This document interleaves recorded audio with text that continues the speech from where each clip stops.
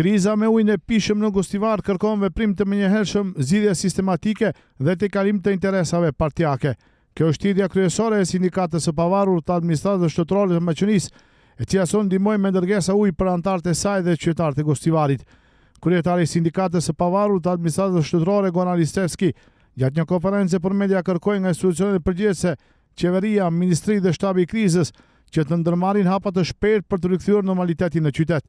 Nga sindikata shprehën falënderime për kompanitë që dhuruan ujë, si dhe për ndërmarrjet publike nga Tetova e Shkupi për mbështetjen e dhënë.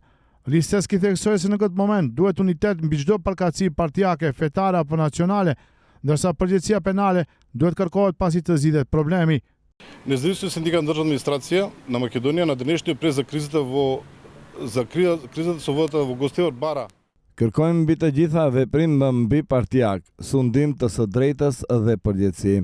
Kjo krizë kërkon procedurë të shpejtë, të menjëhershme dhe zgjidhje sistemike. Falenderojmë të gjitha kompanitë private dhe ndërmarrjet publike që donuan ujë për qytetarët e Gostivarit. Tani për tani kërkojmë të rikthehet jeta normale në Gostivar dhe të aftësohet ujësillsi edhe për ujë të pishëm. Që një qytet me aq shumë burime ujë të mbetet pa ujë të pishëm, me të vërtet duhet të ketë përgjegjësi penalo-juridike dhe kjo çështje duhet të marrë një epilog nga institucionet kompetente.